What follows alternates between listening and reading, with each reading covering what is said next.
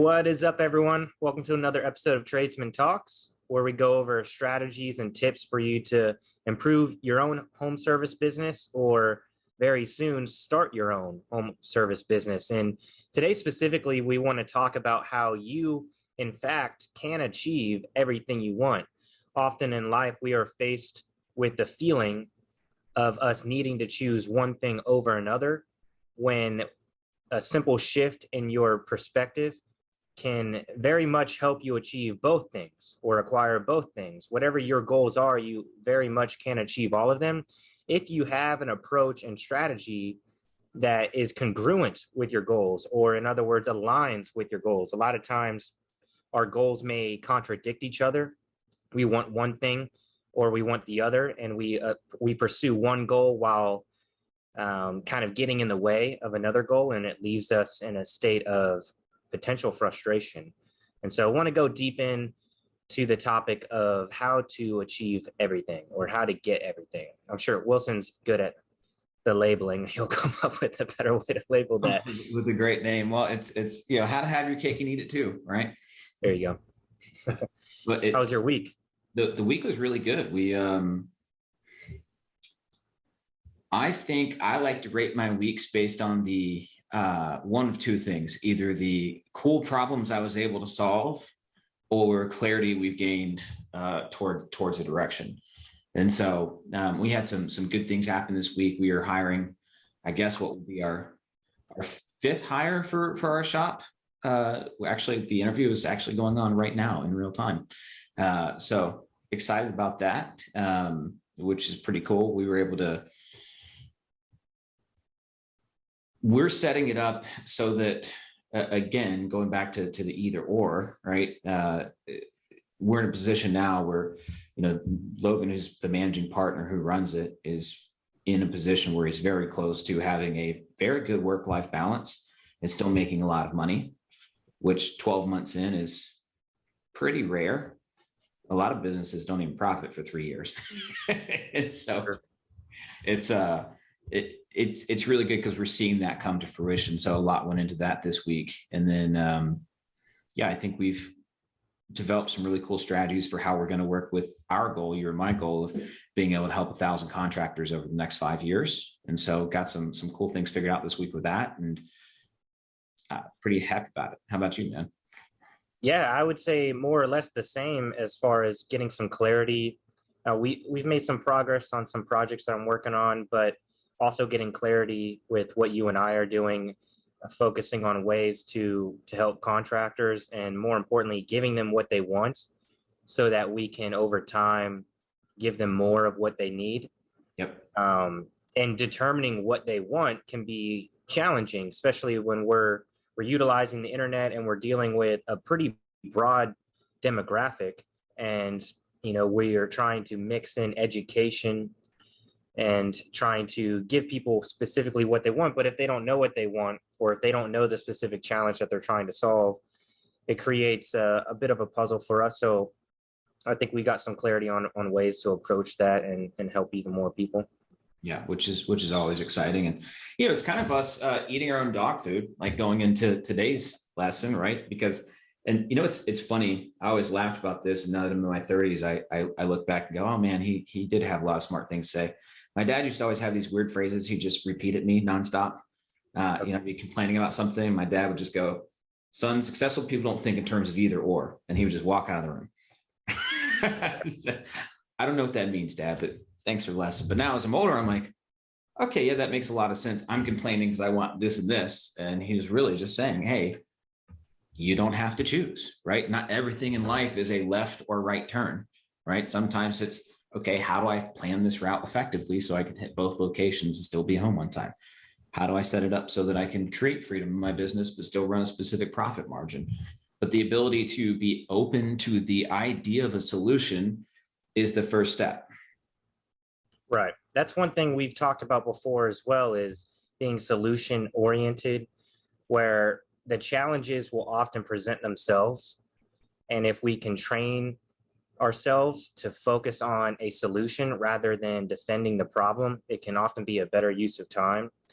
And so that can very much relate to our own goals, both professionally and personally, I always encourage people to build their business as a fuel source for them and their families to achieve their personal goals.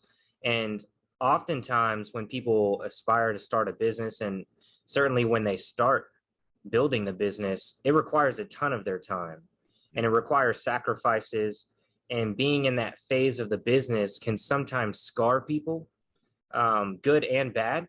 We can very much learn from our mistakes and move forward and compound the lessons. So we're not making the same mistakes and we're proactively avoiding other mistakes. But it can also build habits and it can build fixed ways of thinking. And if you get stuck in the way of thinking in survival mode, it can often distort your expectations on what is possible for your business and even your life, where you start to realize that, or you start to think that things are a little bit more challenging than they really need to be.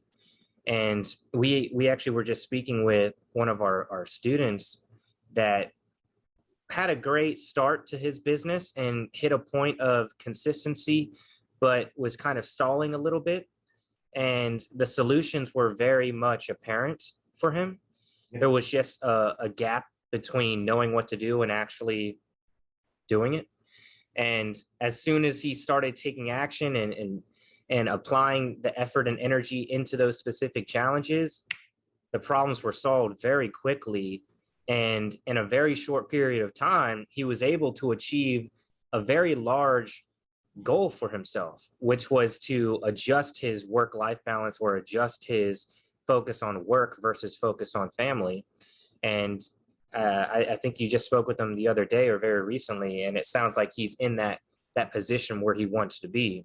And a lot of people can get there as well, but if they first start being solution oriented and then realizing that, yes, you can build this business, you can even grow this business and still pursue your personal goals, may that be your family or traveling or all the above, you can still achieve these other things if you look at what you're working on now as a gateway to where you'll be in the very near future.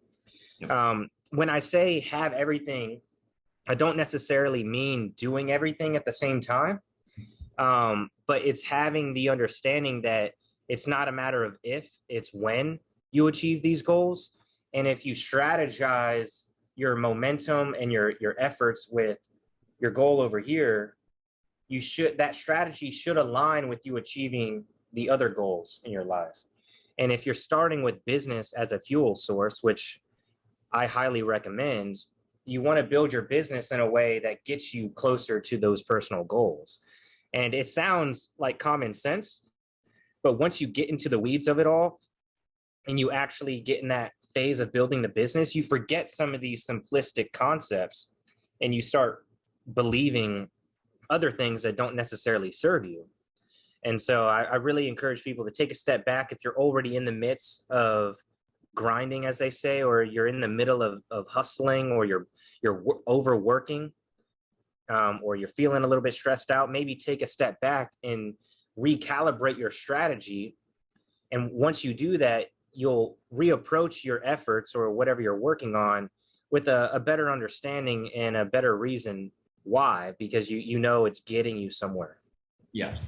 Well, there's an interesting part of that, because I think one of the reasons why people have a hard time being solution oriented is because oftentimes when you're head down in the grind, you have automatic habits that will take place in terms of your belief systems and your actions. And we usually, as humans, think of habits as being in a good light. And if it's a bad thing, we call it a vice. But the reality is the actual mechanism in your brain works more or less the same way. Yeah. So the ability to stop and step back and question some of the assumptions that you're already making can serve you really well, because for a lot of people, they may believe that they don't have any options. They may believe they don't have any choices. And if you're starting with that as your beginning point, it's easy to say, hey, yeah, there are no solutions. So what's the point of actually looking? It's hard to be solution focused if you believe a solution doesn't exist. And right. So pausing and going, okay, cool. what's going on here, and taking a step back to look and say, well, what direction am I actually going? Because, one of the, I think a really great lesson that you learn in life is there's a huge difference between speed and velocity, right? Speed is how fast you're going, and velocity is how fast you're going in a direction. And there are lots of people that go really fast in the wrong direction. Right. I think it can be very helpful for all of us on a regular basis to really evaluate what direction we're going in with the project that we're working on. Every single person can say the following statement, and it's 100% true. What you've done up until now has gotten you to where you are. Yep. But the real question can become, if you keep doing what you're doing, will you go where you're trying to go? And that may not be true. What you've done to get to where you are now, in some ways, may have been necessary to get you to where you are. But if your goals or aspirations are elsewhere, you need to recalibrate your strategy so that you are moving in the right direction. You have the right velocity. You're not only moving fast, but you're moving in the right direction. And your speed may change at times, especially if you discover you're going in the wrong direction. It's very healthy to sometimes take a couple steps back and shift a little bit so that you end up where you're actually trying to go. I think this especially is true for, we obviously get a lot of requests from people that don't yet have a business that want help with starting a business. And they've got this idea of their ultimate goal, but they have neither a plan for getting there, nor do they have an idea of what it would actually take. And I don't just mean in terms of what it takes to start a business, right? What it takes to put themselves in a position to start a business. Lots of people go, hey, I want to start this thing. Okay, what do you need to do? I'm not sure yet. Well, if you don't have any kind of benchmark, if it's not like, hey, I'm going to start a business when I've saved 20 grand, or I'm going to start a business when I have a skill that I know people will pay me for, or setting some kind of a trigger, if you will, that says, okay, now is the time for action, it won't matter. And I find that helps a lot, even whether you're thinking about starting a business or growing the business, because for a lot of people, similar to the guy we were just talking about, they'll get to a point in their business where things are going good and it's consistent, and they get trapped there because they didn't set a trigger for when it's time to move to the next place. They didn't say, hey, once I'm booked out and I've got 4 months of business, I'm going to go hire somebody. And without that benchmark, it's, again, you get stuck in that habit and then you're in a loop, and that loop can last for a really long time. And we've seen guys stuck in that loop for 2 years. Oh yeah. And I think we've seen people who have experience in their trade, and they have sometimes decades more experience than others, but yet they're not necessarily at the same level as the other person that has much less experience. And that is a huge effect of how that person approached learning that trade. You get, as you mentioned, you get stuck in these loops and you don't realize that you're doing the same things, you're thinking the same way, and you're achieving the same results. And it's the one who becomes open-minded, who becomes curious and maintains some level of ambition, that typically will get to the next level. And that's not necessarily natural, but for the people that we're typically speaking to, or those listening to this call, the ambition isn't what's missing. And a lot of times the knowledge isn't what's missing. It's, as we've talked about on many episodes, it's their belief system. And so if you can correct that, you're often, you're destined for success at that point. You're just maybe a little bit in your own way. Yep. But, just to kind of double click on the topic of the call, understanding that you can have it all. You don't necessarily have to hold yourself back because you think you're going to be making unworthy sacrifices. That doesn't necessarily have to be the case. If you believe it to be true, then you may end up sacrificing things that aren't necessarily worth the struggle. Yep. But if you approach it with a strategy that allows you to achieve everything, then you're going to be fine. And we talked about a little bit ago, those who are thinking about starting a business and haven't quite pulled the trigger. They're not really sure how to position themselves to start. I would say to that, if you're someone in that position where you want to start a business, but you're not quite sure when will be a good time to start, that may be a lack of confidence. in yourself, and if you get a little bit more confidence around that industry or around that topic, you're going to find motivation naturally will start to brew. And if you have at least gotten to the position to where you know what industry you want to start a business in, but you're still hesitant to actually go full speed and start that business, why don't whoever is resonating with this, why don't you go ahead and start working in that industry? Get a good job in that industry, learn from the inside out what that workplace is like, and that should give you more confidence into the nature of that industry, and maybe give you, as you're learning more through third-party sources, maybe that's educators online, reading, whatever it may be, but having that real world exposure may be the confidence that you need to actually start taking action. Yep. I think that's sometimes underrated, where people don't want to get a job because they want to be an entrepreneur or they want to be a boss. But getting a job in the industry that interests you will likely give you an edge for when you do take the leap of faith to start that business, because you're going to learn a ton. You're going to be in that business with the plan of starting your own business in that industry. So you're going to be much more observant. You're going to be much more curious. You're going to absorb that information a lot more concretely than if you were just an employee that hated their job and just wants to run away from the job and start a business. You're now in that business with a purpose, and you very well could approach that company with the plan of starting your own business. I could speak for myself that, I grew my business with individuals that wanted to run their own business. It started off as a challenge for me because I would go through all of this energy and resources to train people, and then I would have to worry about them leaving and becoming a competitor.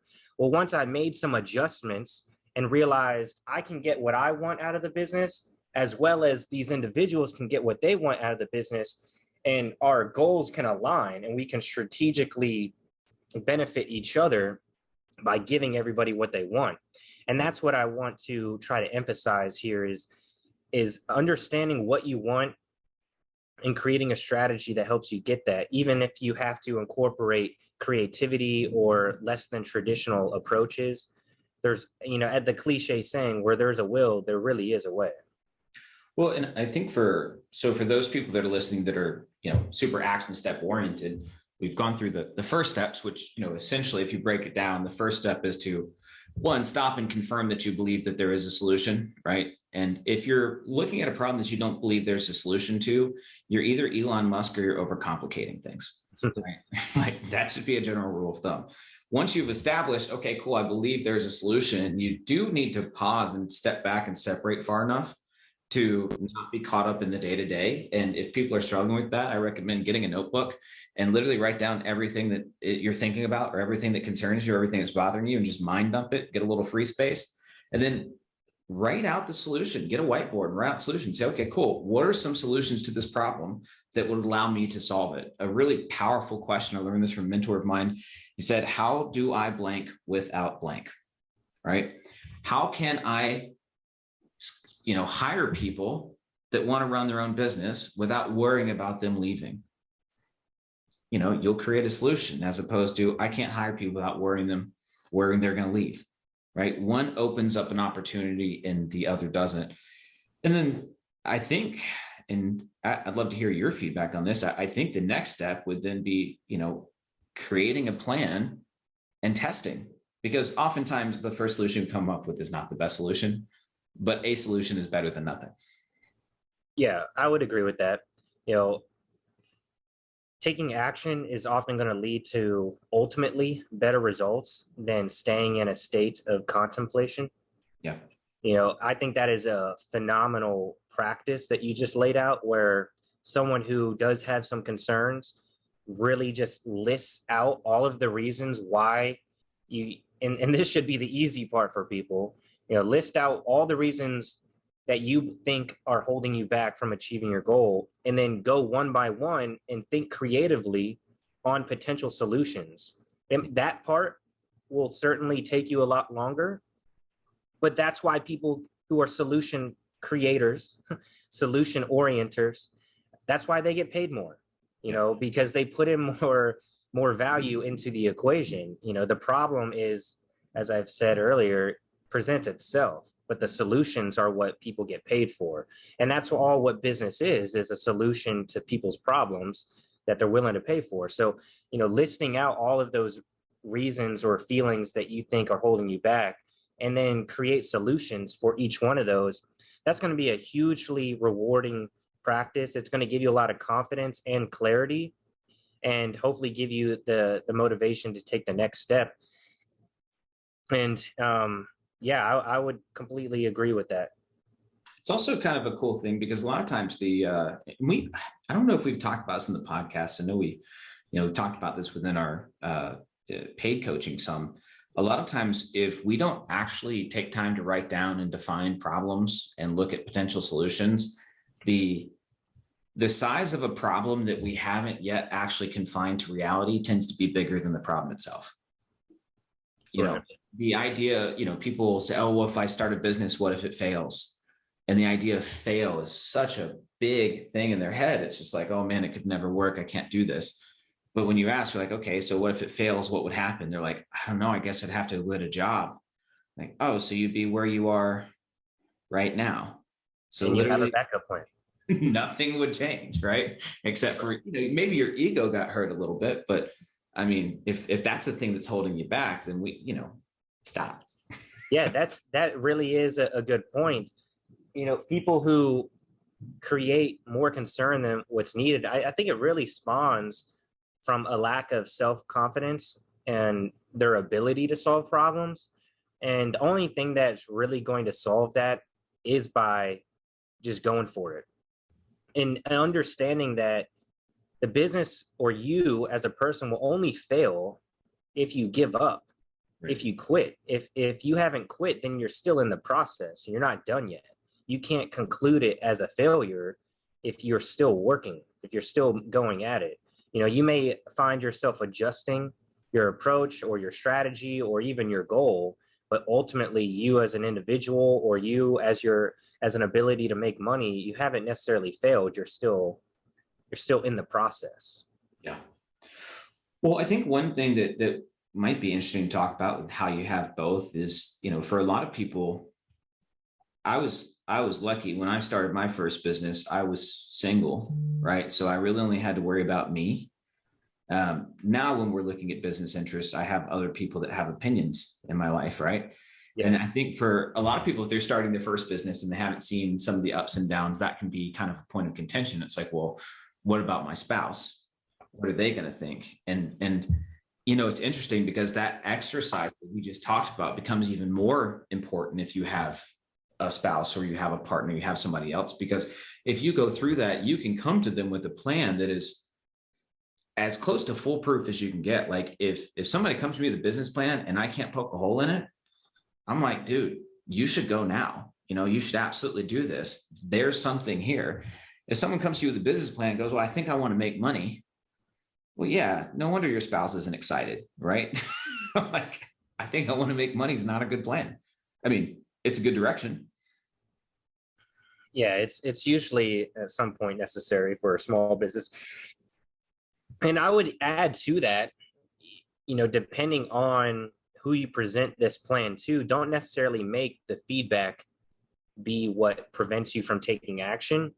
If someone is poking a hole in your plan or presenting you with a sensible challenge or maybe shining light on something that you didn't quite consider earlier, use that as a reason to go back to the drawing board and create a solution for that and revise your plan. But I would even encourage someone to just go for it. Don't necessarily feel like you need the perfect plan. Because a lot of times that plan's going to have to evolve anyways as the circumstances evolve and situations change. You being able to change as the situations do is more of a valuable skill than creating a perfect plan and then relying on everything to go to plan. That was actually one of my learning points when I first started the business is I very much had a plan, even daily plan for every person on the team. And I would go over that plan and I would extrapolate that daily plan with the weekly and monthly. And there certainly were some benefits to doing that, but it also created a lot of expectations around things that I couldn't control or weren't even controllable by anyone. Right. And so it often set me up for some frustrations when I was creating plans that relied on previous plans to go perfectly. And nothing ever goes perfectly. And so don't necessarily feel like your plan has to be perfect or you have to have a plan for every single scenario before you take action. Planning obviously is beneficial, but relying on that plan to make progress, I don't think is absolutely necessary. And I don't think that's what you were saying, but I just want to emphasize that to those who might interpret having a clear plan as absolutely crucial to get started. I think, to the point of this podcast, having a plan in the sense of knowing what you want and creating a strategy on how to achieve those things or acquire those things, that itself becomes a plan. And then understanding that challenges are going to come up and using the practice that Wilson pointed out, where you write down your challenges and you try to define solutions for yourself. That's going to be one way that you can overcome some of these challenges that pop up along the way. And so, that's just part of the game. And that's really what this business life is. It's a game. And if you can approach it like a game and you can lean on some competitiveness and you can develop your critical thinking and your creativity, these are all skills that are going to feed into other goals within your personal life as well. And so it's all a worthwhile mission. But for those who are still on the fence of starting, it's a matter of just like getting some clarity around what you want to achieve, coming up with a decent plan, and then just start chipping away at it. And the momentum that you create will give you motivation, it'll give you energy, and it'll open up further doors that will lead you into the next phase. Sure. Yeah, I think, what was it, Colin Powell? He had one of his books, he talked about the process they use for decision making. He said, essentially you have to make most important decisions with somewhere between 60 to 80% of the total information available. Because by the time you have 100% of the information, the decision is already passed. Right. Yeah, I believe that. But if you're trying to make with 10%, right, you're probably not going to make good, you might as well flip a coin at that point. And so, yeah, you don't want to necessarily gamble, but right. You want to, and the more you do this, it becomes a skill within itself, and especially if you focus on one industry and you're streamlining the business, you're specializing in a way, the problems that come up become very similar, and you can start creating systems that proactively solve the problems. And as your business develops and you can work more on the business, not so much in the business, you create what we call standard operating procedures that create a process, even for the things that go wrong. Right. You have a process for these things, and it creates a much more stable business. But at the very beginning, it's really us as the business owners, the business builders, getting in our own way. And so I would really encourage everyone listening to try to define what specifically is holding you back. We could talk about the money, we could talk about the time, we could talk about the resources, but I think we've all gotten to the point, if you've listened to enough of these videos, the solution exists. It's not a matter of solving those problems, but it's deeper than that. What's really holding you back? Is it confidence in yourself? Is it belief in the actual business that you're trying to build? Is it the idea that the business that you're trying to build doesn't necessarily support the life that you want to build?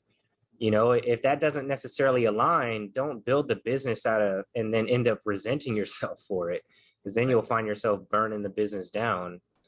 And so really look at those deeper questions and evaluate your approach, your overall strategy. Does it align with what you really want out of life? Do you want a family and you want to make $500,000 income a year and you want to be able to travel? whatever it is, don't necessarily hold yourself back on what's possible. But I think a lot of us listening on this call don't really take the time to define what we ultimately want. And, not having that clarity makes it very hard to create a strategy that aligns with those goals. You're kind of you're gambling at that point. You're not giving yourself enough information to create something that is going to reward you enough. You're going to end up creating a prison or a job for yourself that doesn't ultimately serve you. Well, a lot of people have created that job in that prison, but again, if they go through the same steps, like the funny thing is, a lot of people find out that the door was unlocked the whole time. They just didn't walk through it. It's like most people are, and you talked about this earlier, right? Where you are is a lot of times due to the decisions you've made, right? A lot of people will find themselves trapped in a prison of their own making, and the door was unlocked the whole time. They just didn't decide to let themselves leave. I've tasted that, man. I got to a point where I was building a business I thought was the way you were supposed to build a business. It was a traditional approach. It was and I was putting myself in a role that was not bringing me fulfillment. It wasn't bringing me happiness. And I was kind of relying too much on what was happening with the business for my own happiness. So that's a topic for a much longer discussion. But, I felt like I had built a prison around myself.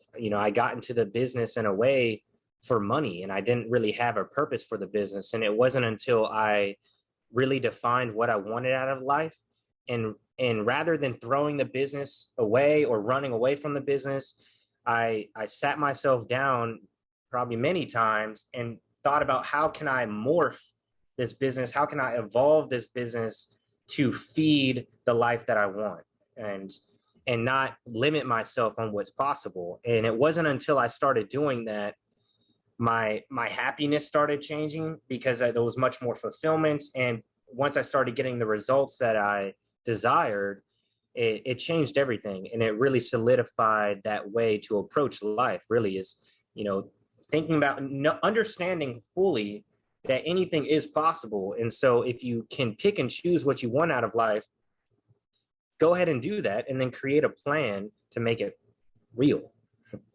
And so also, anyone can do it. That probably didn't happen overnight. That's another good thing to keep in mind for people. Usually once you align those goals, there is still going to be a transition period. It's not about 7 years. it's not a magic wand. But in the grand scheme of things, 7 years actually isn't that long.